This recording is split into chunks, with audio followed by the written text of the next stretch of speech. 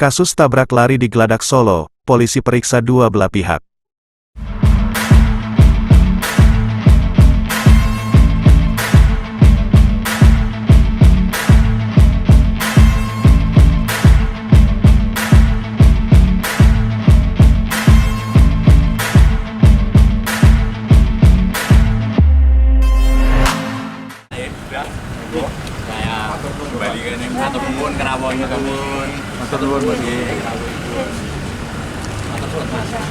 Bisa mundur matahari. Oh ya. Jadi nggak ada kesempatan untuk saling ngelak, itu udah nggak ada. Inisiatif untuk turun dari kendaraan. Kasus tabrak lari di Bundaran Gladak Solo viral di media sosial. Dalam kasus ini, polisi telah melakukan pemeriksaan terhadap dua belah pihak, di mana dalam kecelakaan ini melibatkan putra mahkota Keraton Solo.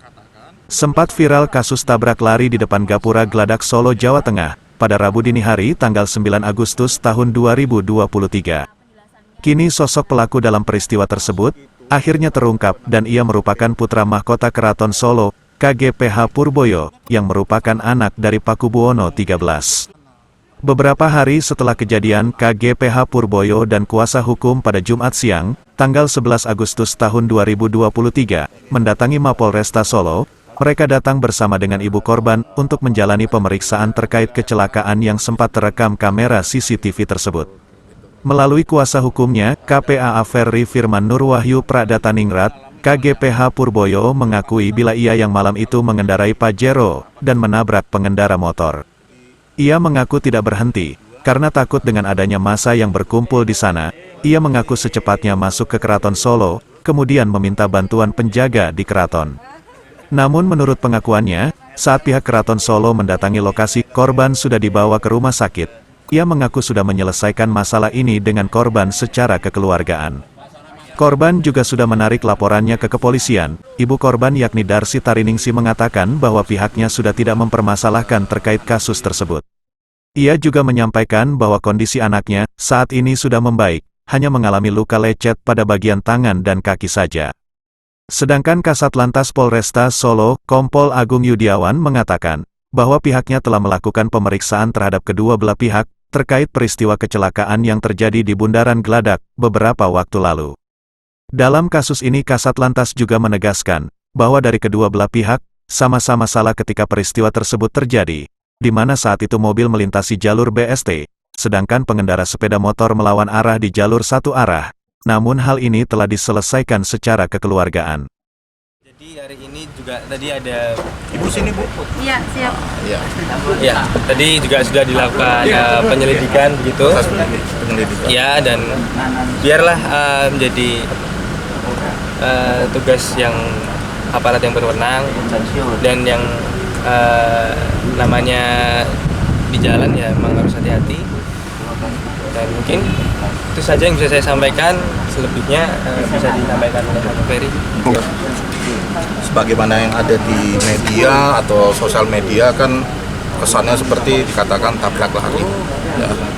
Jadi pada saat kejadian kemarin hari Rabu jam 1.30 itu di daerah Jalan Pakubuwono atau di daerah Gladak itu adalah daerah di mana kendaraan apapun dilarang melalui dari posisi alun-alun utara arah ke Slamet Riyadi, itu kan nggak boleh satu arah. Jadi hanya bisa mobil atau kendaraan dari Slamet Riyadi masuk ke alun-alun itu ya.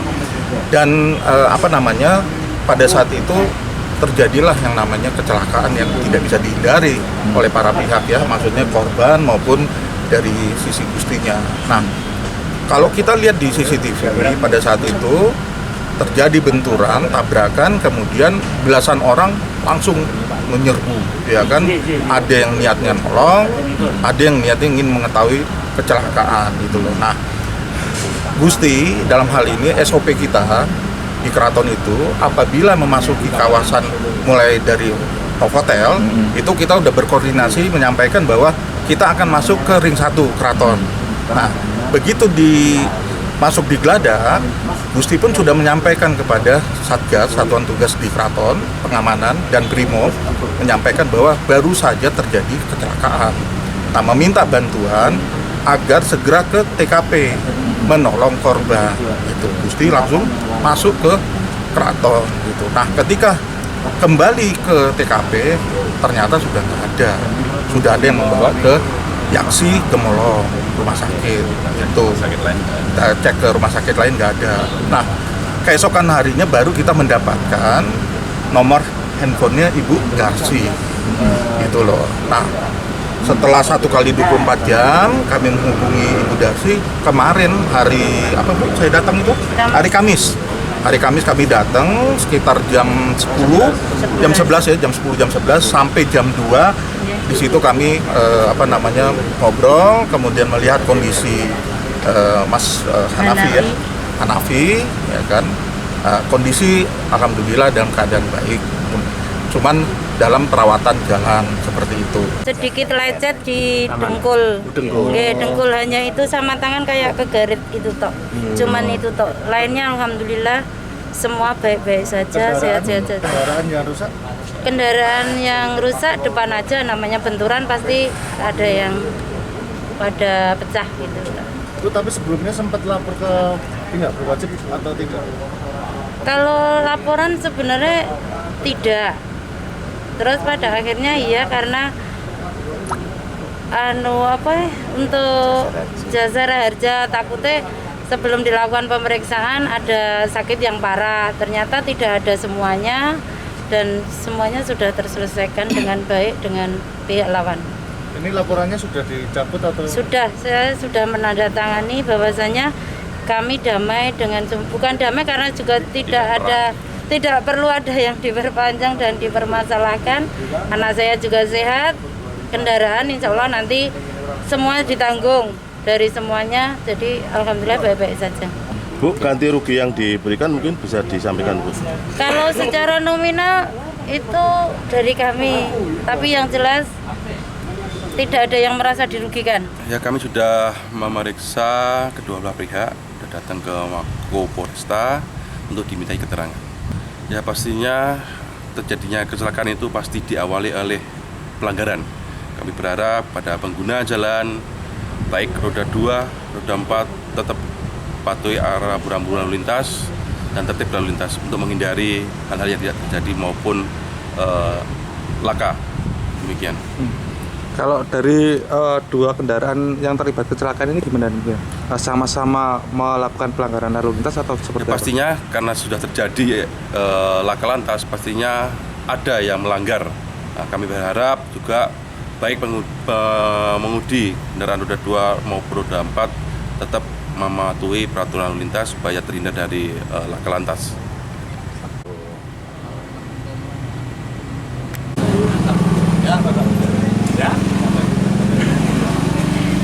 Assalamualaikum. Waalaikumsalam.